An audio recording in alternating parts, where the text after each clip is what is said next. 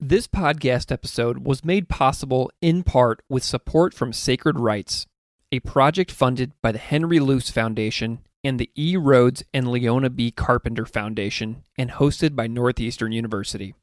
Sacred Rights is a project that supports public scholarship on religion and provides resources and networks for scholars of religion committed to translating the significance of their research to a broader audience. I recommend you learn more about Sacred Rights on their website at sacred-rights.org or find Sacred Rights on Twitter at sacred_rights.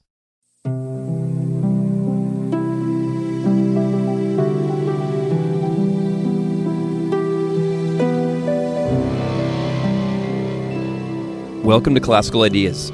This is Greg Soden, and this is a podcast where, since 2017, I discuss all things religion with a variety of fantastic scholars, experts, authors, and educators.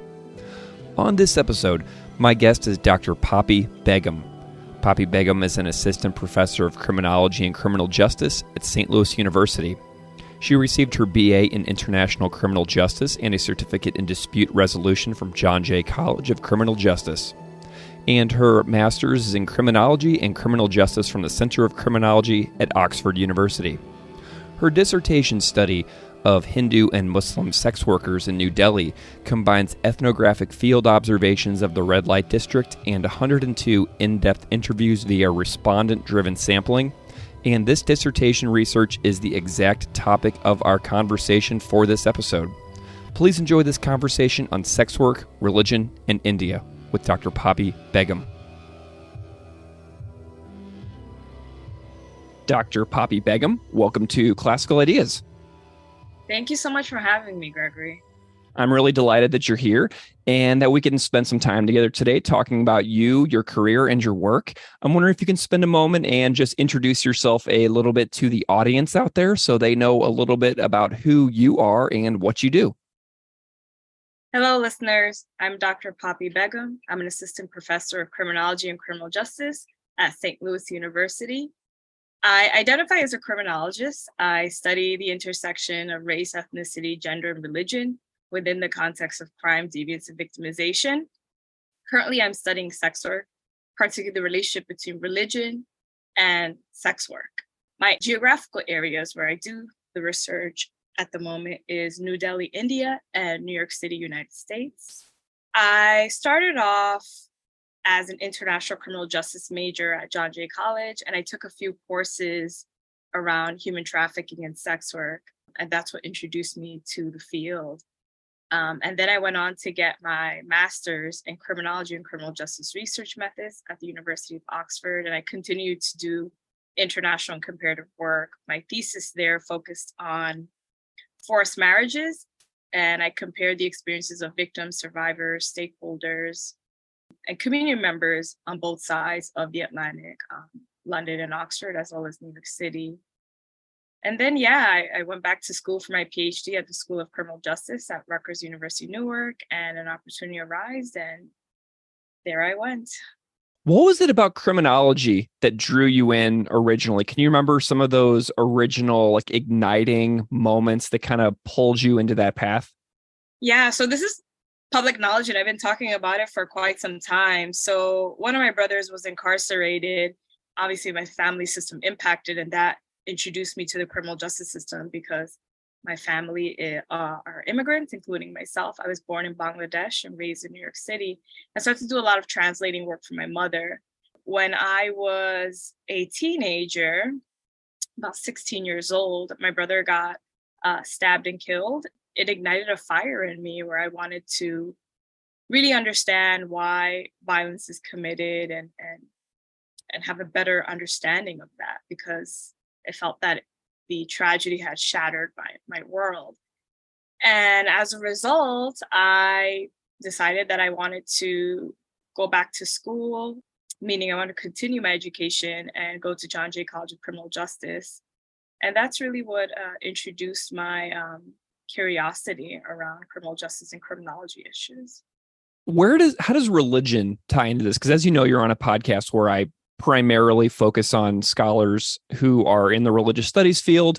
And so you come at it from a primary area of interest in criminology, but then religion comes in really importantly, it seems like later on. So I'm wondering if you can tell me a little bit about where that comes in and then how you intersect religion and criminology into, kind of this current trajectory that you're on. Thank you. Yeah, that's a great question. So I was raised Muslim and my family is Muslim. My parents are practicing, but me not so much. I would say now more on the cultural side. My work, my research, my scholarship has always incorporated some aspect of religion. So when I lived in England, I examined forced marriages, particularly in Hindu and Muslim communities in South Asian diaspora. And so I wanted to know to what extent do religious values, beliefs, ideas shape or influence violence within South Asian and Muslim communities. And I found that it's not so much that religion is inspiring this type of violence, but it's the way citizens interpret religion, then that influences violence. And then I continued to really investigate how religion shapes other aspects of lives. And the way that the idea of religion became renewed in my work is because during my first year of the doctoral program at the School of Criminal Justice at Rutgers, I had won a fellowship, the International Leadership Exchange Fellowship. And it was a fellowship that was really given to students that want to engage community partners in their work. So it's community-based scholarship. And because I had this background in studying women's issues, gender issues, prior to that, I also studied human trafficking. I wanted to partner with non-governmental agencies that were focused on human trafficking, but also wanted to combat it. And so I went to India, and then my observations really shocked me, because if you look at the human trafficking and sex work literature, it could be dichotomized in two ways. The first is human trafficking, violence against women, exploitation, and that participating in this type of market can have long-lasting and scarring effects for women. And the other end of the dichotomy is that women have agency and they select this work for multiple reasons, including but not restricted to survival, pleasure, and so forth. But what was shocking to me during my observations is that the women paid attention to religious symbols, and they also directed their daily routines according to, religious values. So I'll give you an example. In India, where I do my fieldwork, the Islamic call to prayer, azan, goes off 5 times a day. And during that particular time that I had visited, I was engaging the women, and it was a meeting that was structured by the nonprofit, the non-governmental organization, and I was trying to get to know the women, asking them questions, about 30 women, asking them questions about their lives, about selling sex. And our conversations were interrupted by the Islamic call to prayer. And what was shocking about that is that it had meaning for both groups of women. The Muslim women got up to begin preparing in their cleansing ritual for prayer, and the Hindu women rise to start getting ready for dinner. And that's essentially what inspired the project that became my dissertation research, which is really examining the ritual routines of sex workers in India, brothel-based sex workers, and how religion is at the center of that all. That is amazing. So it feels like the interest in sex work came first, and then religion kind of emerged as like an underlying sort of theme, right? Do I have that exactly. order? I would say it was like a serendipitous discovery, because Yeah. I've always been interested in religion, but the project that I wanted to do, that was not the primary focus. I would say it was not a focus. Sex work was, as you were saying. And then my observations shocked me. So I said, hey, maybe I should investigate this a little further. That's really interesting. And if you look at the literature on human trafficking and sex work, religion is not a central focus for a lot of scholars. It's kind of used as, a background variable, a descriptive variable. X amount of women are this, X amount of women come from that religious background. But investigating how women give meaning, value, how they understand religion is not really heavily explored in the current literature on religion, sex work, or even human trafficking in general. Wow, that's like a nice little happy accident to sort of fill a gap in the literature, it sounds like to me. Mm-hmm. Wonderful. Why India? What was it specifically that brought you to India for work in New Delhi? So one of the sites that the scholarship that I received focused on was India. And I have Indian ancestry. As I said, I was born in Bangladesh, but my grandparents were Bengali Indians because they've passed now. And my parents came of age in East Pakistan during the Civil War, and I was born post-liberation in 1990. And so it was sort of like a coming of home, or kind of, reconnecting with my background. And I was just interested in focusing on India because, as I mentioned to you, I'm South Asian myself.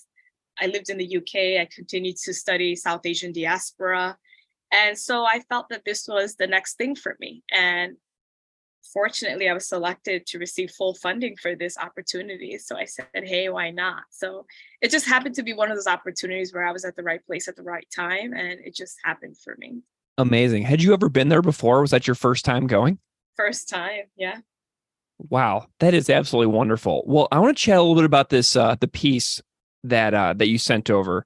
So you sent over, I believe, an article that is being adapted from your dissertation, Ritual, Routine, and Religion in the Brothels of New Delhi's Red Light District.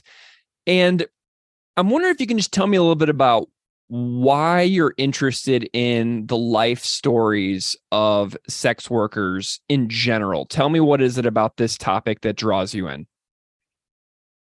So one reason, as I told you, was this fellowship that drew me in.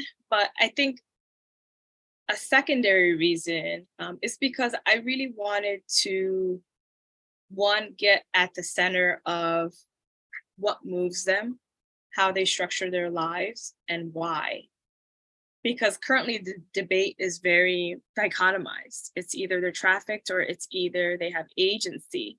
And in my work, I do return to that conversation, but I also problematize it, because I think that when we focus too much about agency or lack thereof, we, I think, ignore or indirectly maybe overlook some of the other social factors that may be important to the women.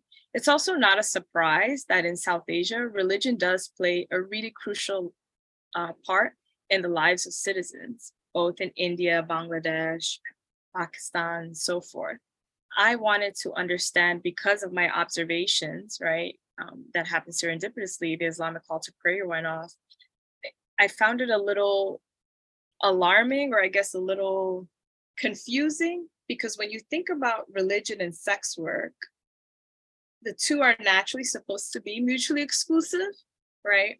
Because if you look at anthropologists and sociologists of religion who study this type of work, or study religion, there's often this separation between the sacred and the profane, right? And the idea that dirty things should not intersect or overlap with purity. And so I always thought the two would be separate, but my observations were otherwise, right? Because in theory, they may be separate, but in practice, you see the complexity, the nuances, and the contours of the overlap, right? The dirty and the clean, or as Mary Douglas says, the clean and unclean versus the sacred and profane, as Emil Durkheim points to us. In doing that, I realized that this would also be a fresh contribution to the area of sex work, right? As well as human trafficking, because I think, as I said, scholars focus primarily on agency and violence or harm, but within that, they're typically looking at laws, right, that govern the lives of sex workers or trafficked people, victim services, economic utility, but religion is a missing component. And I thought it would be an important contribution to the literature, because when we look also at the literature on human trafficking, sex work, so much of it is centered on the North. And I think that having a perspective from the global South would allow us to have a broader understanding of how religion plays a role in the lives of sex workers. Can you tell me a little bit about the demographics of the women that you worked with who were sort of who were included in your field research. Tell me a little bit about the sample of participants and people that you worked with for your project. So my work is still ongoing. I'm actually going back to India next year in the summer to continue the field work. So I'm going to continue interviewing more brothel workers and also studying illicit massage parlors in India. But in a nutshell, I interviewed 96 brothel-based workers. I actually interviewed 102 women, but the others I didn't include in my dissertation because they are massage parlor workers, which is an indoor sex worker, but a different type. And I felt that I wanted to grow that sample for a different project. So for that reason, I didn't include them in my dissertation. I'm just pointing it out here. But the 96 women that I write about in my dissertation were predominantly Hindu. I don't know the percentages off the top of my head, so I won't quote them, but predominantly they were Hindu. And I would say about 20% were Muslim. I remember the 20% because of the how small the number is. Many of them were middle-aged. When I say middle-aged, I would say in their late 30s to early 50s. I interviewed very few women that were in their 20s. And that's not because I made it happen that way. I used this methodology called respondent-driven sampling, which I'll talk about a little bit later. The sample grew more naturally. Many of the women were single or widowed. They had children. A majority of them had children, but their children, contrary to popular belief, their children didn't live with them in brothels. Many of them either had their children in programs, they lived in hostels, or they lived back in their village, but not a lot of children lived with the sex workers. What else would you like to know in terms of demographics? Now, kind of what I'm wondering is India a little bit more broadly. I'm curious about what you feel like everybody should know about like sex trafficking rings in India. Like, what do people need to know about sex trafficking in India that you feel is kind of like essential knowledge? I do think that trafficking does exist in India because out of my sample, I would say I did have about 15. Again, I don't want to quote exact numbers because I don't have the dissertation in front of me. And I've kind of been a bit removed from it since I defended. And I haven't, and I recently defended back in March. So I haven't really went back to look at it word for word. But I did have, I would say, about 12 to 15 women in my sample who were trafficked. So there is trafficking that happens in Delhi, but I would say a majority of my sample willingly entered the sex trade. So in the context of brothel work, particularly my study, I found that a lot of the women selected or they wanted to sell sex for various purposes, but mostly for survival, for economic stability and so forth. When you look at the literature, however, I would say overwhelmingly a lot of the studies do focus on human trafficking and they discuss different methods in which women are trafficked. This could include false pretenses, including the promise of a better job in a city, higher pay, education, being able to support their families and so forth. And a lot of the women do come from impoverished backgrounds. They're often from single parent households. They're perhaps one of their parents has passed away or isn't active in their lives, or the family's not making enough money. So an opportunity or a false promise of a job can seem like a very promising or a situation that will drive them out of poverty. And these are some of the tactics that traffickers use to lure the women into trafficking rings. In terms of how many women are trafficked per year, I don't know the exact numbers, but just to give you a few estimates, people like Kevin Bales, who has written on India, he's identified India as one of the top 3 nations where trafficking of people, particularly women and children, are very high. I'm wondering if you observed any living conditions of any of the workers. Like, I'm wondering what their lives are like. And I'm also wondering now if the living conditions for people who voluntarily entered the work or who were trafficked, if their living conditions differ at all.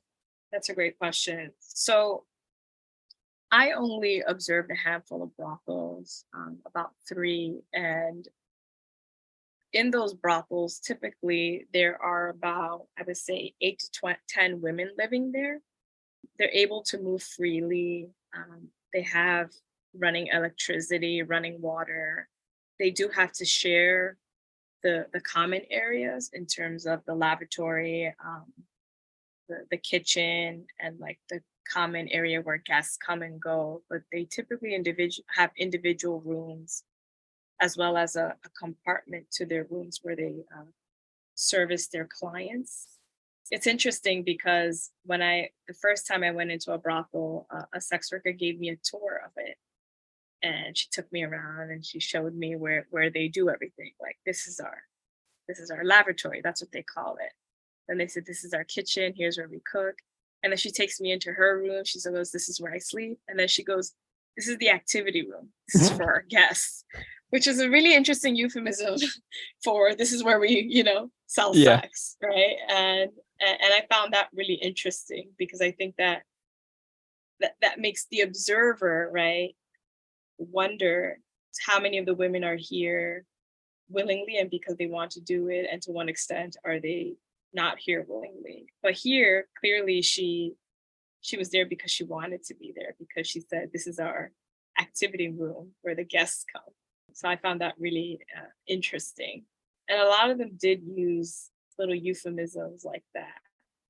This is where we greet our clients, or this is the guest room or the activity room. But I would say that the conditions are more or less the same. And even for the women who were trafficked in my study, when I asked them if they were there they were there because someone else was keeping them there, whether it was a pimp or a madame, or if they were there willingly or, forced. Many of them said, when I first got here, I was trafficked, I was sold to the brothel, but after I paid off my debt, I chose to remain. And that was a really interesting narrative, particularly because the women in many ways, have become comfortable with the work. They recognize to some extent the benefits of being there, particularly the economic benefits of being there. Some of them shared stories. For example, when I was in the village, they would say things like their families didn't have food to eat. They didn't have money to pay for medication for their sick family members. And because of this job, they're able to provide these things. And that was one of the reasons that they stayed. But again, at the time at the interview, they mentioned to me that they were there because they wanted to be. Interesting. That's all really fascinating detail. How in the world did you get them to trust you and let you in?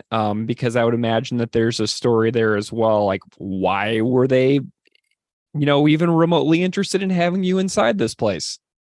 So as I said, initially I went and I did the fellowship. And at the time I had an opportunity to meet with sex workers, about 30 of them.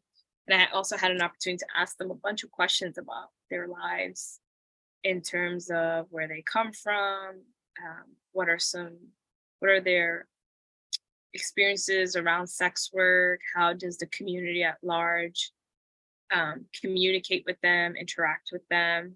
And that allowed me to devise a study and really think about some of the questions that prioritize the sex workers.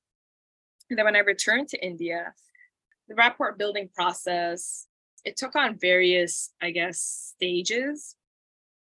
I would say the first stage when I got there, my initial, goal was to spend a lot of time in the red light district, in the brothels, with the NGO that I was collaborating with, and get to know the staff, get to know the women, to become a familiar face. So that's what I did for like the first 3 weeks. I went to the red light district every single day, beginning in the morning, 8:30 to 9 a.m. And I would leave every day around 5, 6, or 7, depending on how tired I felt or how hungry I felt, or how hot it was. Because at the time it was an extremely hot summer. It was like 120 degrees Fahrenheit every day. Which is really hot. So I would spend a lot of time there, small talking to women, telling them a little bit about my study, why I'm there. And then I administer respondent-driven sampling, which is a robust sampling strategy that was developed by Douglas Heckathorn. And it comes with a dual incentive model. And what that means is that when an individual does an interview with you, it's a coupon-based model. So when an individual does an interview with you that you select, so your first wave would be considered seeds.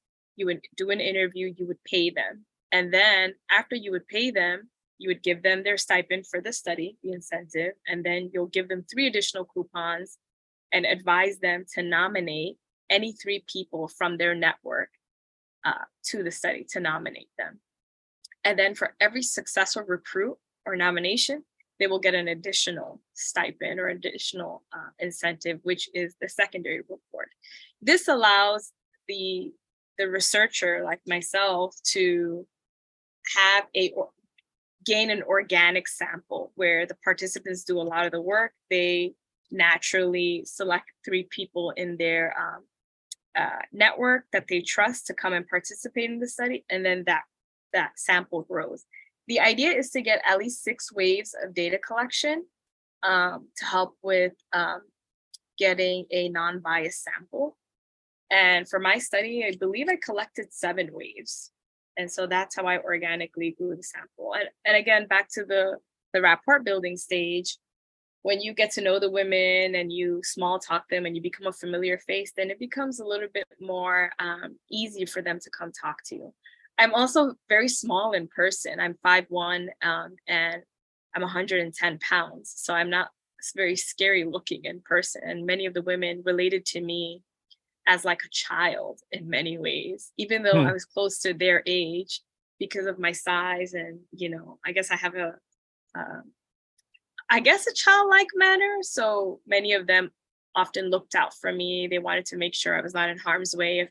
If a client or a customer was looking my way, or like if someone was on the red light district and let's say I was having a conversation with one of the sex workers, they will, shoo the men away and say things like, she's not one of us, something like that, which is really interesting. But yeah, and that's how I built rapport. And with the RDS process, once you do the interview, the women go back, they talk, they recruit or nominate other people into the study by giving them coupons. So then the study gains momentum. And there were times where I was doing like 5, 6, the first day I did about 6 interviews where we started at 9 o'clock in the morning and we didn't leave till about 6 p.m. And each interview is about an hour to 2 hours, depending on how chatty the women are. And there were times where we had to tell the women come back tomorrow or come back another day because we were always capped. And 6 interviews was really a stretch. Ideally, I would like to do 2 to 3 per day.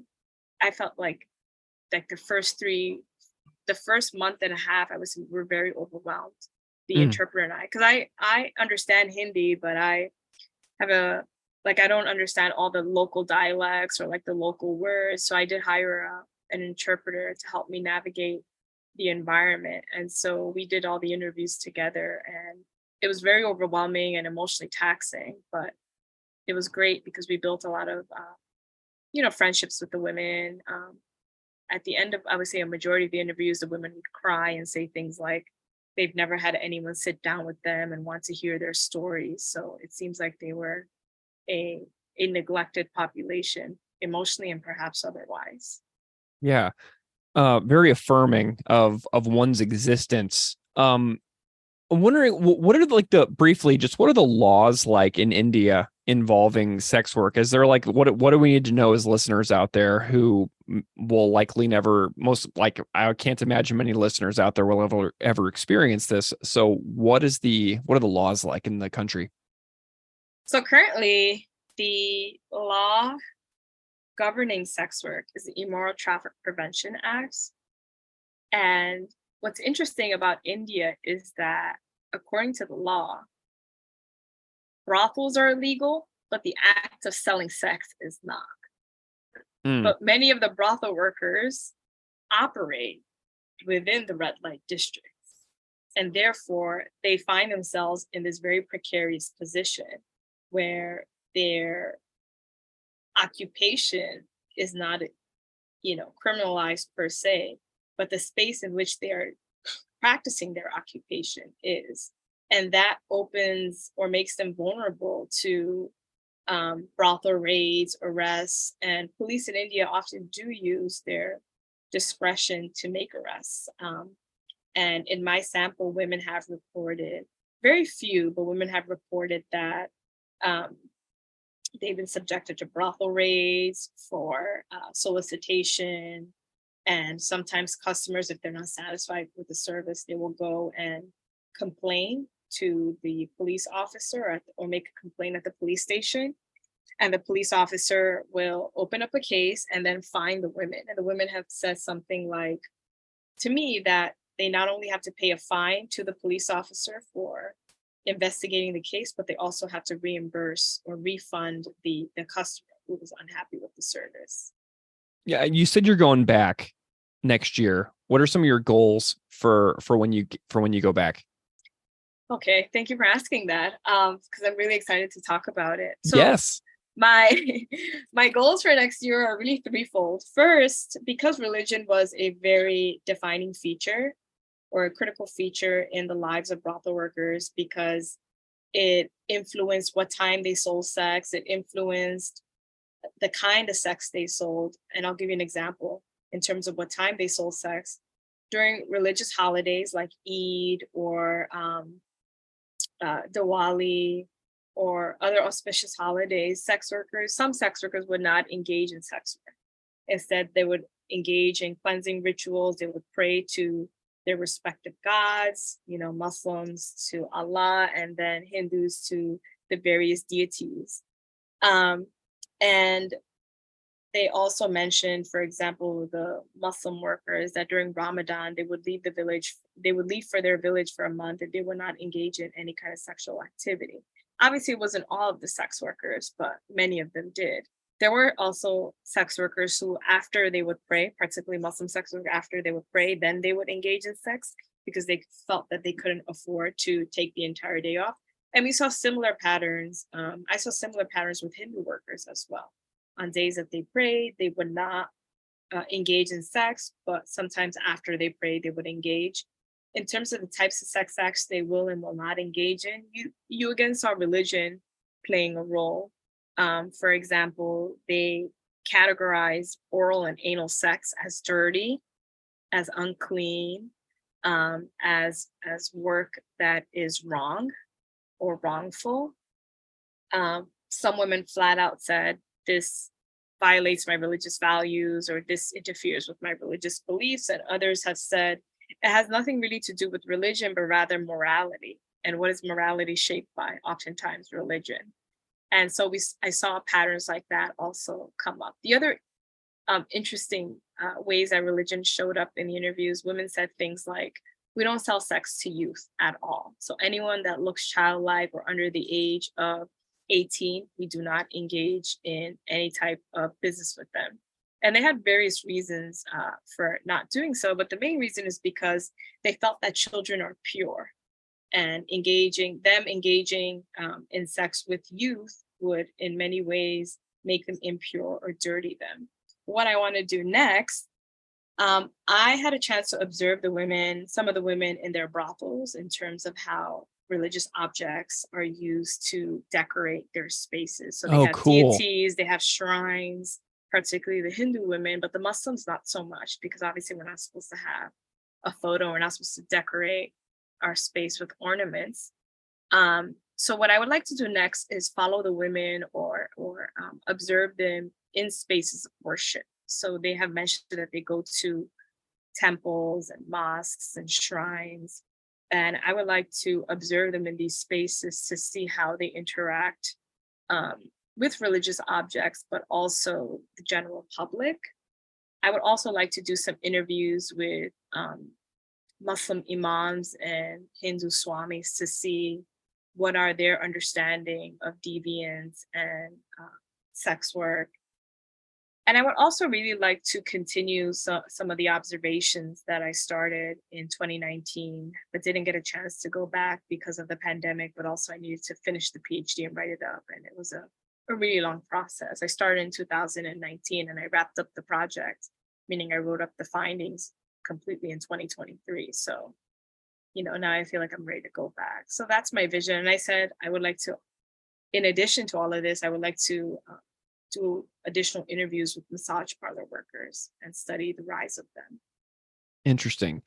Tell me a little bit about your involvement with sacred rites and getting your work sort of, out there a little bit more into the public sphere and making people aware of all this important work that you're doing. Yeah. So if you Google things like religion and sex work or, religious health, like info, a lot of it is missing within the Hindu and Muslim community. And I applied to sacred rites because I wanted to make that information available. I wanted to tell a story that perhaps isn't talked about or is hidden. As I said, I grew up Muslim, and so we didn't talk about any of this stuff within our household. And even today, we wouldn't talk about it. Like my parents don't know I study sex work. They know that I study gender and women's issues. This is kind of a secret within my family and within, my community. And so what I want to do is push those boundaries and think about how the story of sex workers and in India, and particularly the relationship with Islam and Hinduism, can create larger conversations with citizens in multicultural societies that are also struggling with religion and sexuality. And that's really what my goal is in involving myself with sacred rites. So how does the story of sex workers in India, how can these findings or how can their stories be applied elsewhere or more broadly and encourage or inspire conversations elsewhere, particularly with those people who are experiencing similar struggles? As you know, I've interviewed most of the people involved in your cohort from Sacred Rites, and I love to ask everybody their impressions on how what Dr. Buchar calls the risks, rewards, and responsibilities of public scholarship connect to you personally. So what is a little bit of your reflection on risks, rewards, and responsibilities with regards to your own work in your field? Yeah. So these are just fears, right? I want to say that some of the risks and rewards and responsibilities that I will be talking about. I'm a newly minted PhD, so I haven't really experienced a lot of public scholarship in terms of feedback from the public, but also publishing my first piece. I'm currently working on my first public scholarship piece based on my dissertation research. But I think a lot of the risks are associated with reception and how the public and your listeners or your readers are going to interact with your work, and some of the visceral and non-visceral reactions that they may have to your work. Sometimes it may be a little uncomfortable. Sometimes it may be inspiring, refreshing. But again, I hope for a mix of both, right? Because if your work is just making people inspired and happy, then I think there's something wrong there, right? And I think that there needs to be a happy balance where, having conversations with people who don't agree with your work or having these gut reactions to your work also can teach you important lessons about how to communicate either your work better or how to think about other perspectives.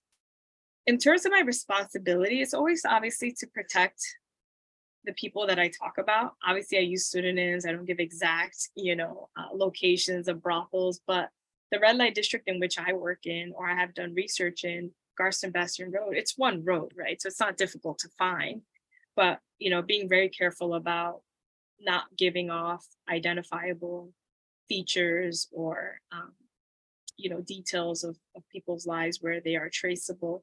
And also to protect, I think my second responsibility is to myself, right? Protecting myself from harm and protecting my immediate and secondary family and people I love from harm. Third is to for me, it's important to tell a more nuanced story than a more, I would say, this is my opinion, like more an op-ed based story. I prefer to tell a story where people can really identify with the story and it can resonate with them.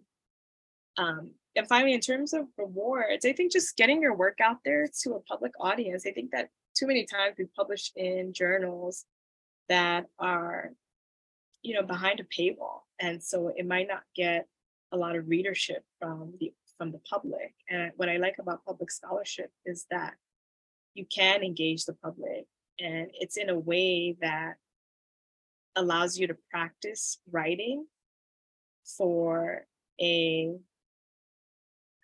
general audience. So you're not writing at like particularly an academic level, but more so at, like, I would say like a 5th or 6th grade level, which is easy and fun. And at least for me, it's easy and fun, but it allows you to get some training in how to write for different audiences. So I think I love that reward so much. Yeah, I also love the speed too. Like whenever I've interviewed many professors and graduate students over the last 6 years for this show, and one person said to me one time, I worked on getting that paper published for 3.5 years, and you had the episode out in 8 hours. And I'm like, there you go. You know what I mean? It's just different avenues of publication and getting information out there. So I love that too. What are you enjoying about working with the cohort? Just learning different perspectives. Again, I look at religion in the context of empowerment, how it inspires the lives of women, how it structures their lives. And it's interesting because many of my cohort mates are looking at how religion is violent, how religion harms, and how religion